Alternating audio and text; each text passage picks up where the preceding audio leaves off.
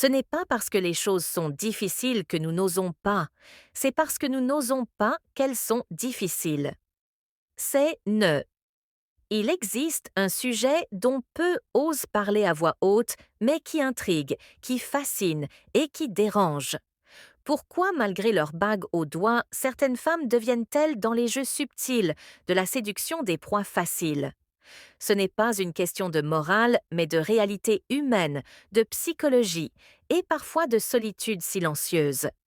Aujourd'hui, nous allons plonger dans cette zone grise où désir, frustration et opportunité se croisent.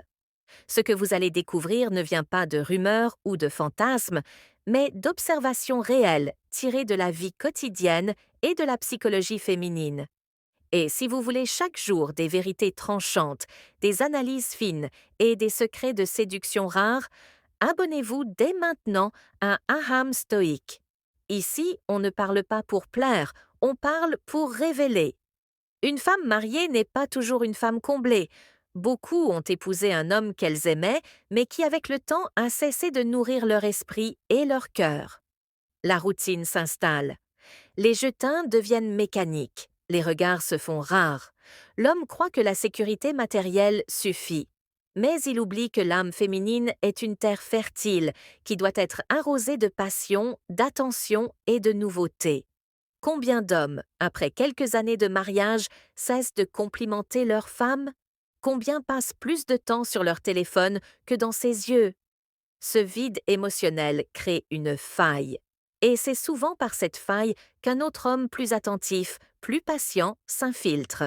Un mariage peut parfois devenir une cage dorée. La femme est aimée, protégée, mais elle ne se sent plus vibrer. Les premiers battements de cœur, les papillons dans le ventre, tout cela disparaît. Et l'être humain, qu'il soit homme ou femme, recherche naturellement à retrouver ses sensations.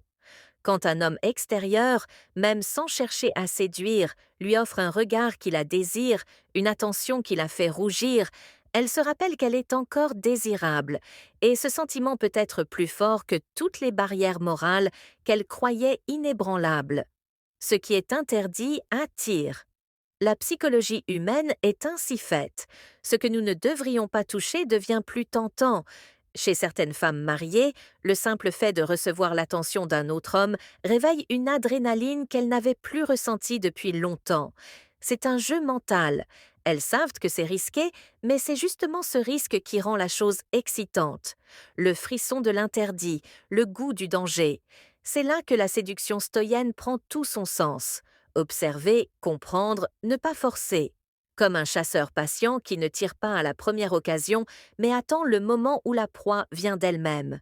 D'ailleurs, si vous voulez comprendre comment attirer sans courir après, comment développer ce magnétisme qui rend les femmes, même les plus prudentes, curieusement ouvertes à vos avances, cliquez sur le deuxième lien en description et téléchargez le manuel brutal du séducteur stoïque.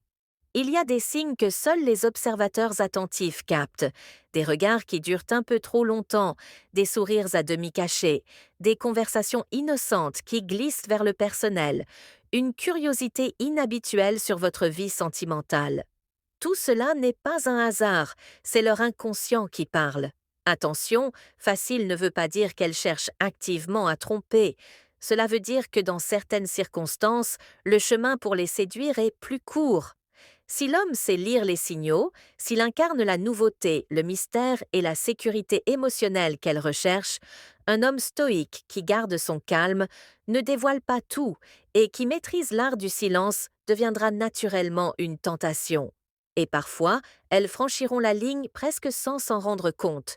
Ce que vous devez retenir, ce n'est pas que toutes les femmes mariées sont infidèles, mais que le mariage n'est pas un bouclier contre le désir humain.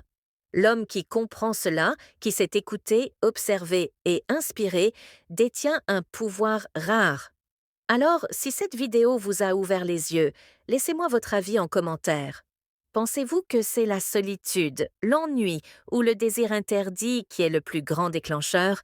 Et surtout, abonnez-vous à Stoïque pour recevoir chaque jour des vérités crues, des stratégies fines et des réflexions profondes sur la séduction, l'attraction et le respect masculin.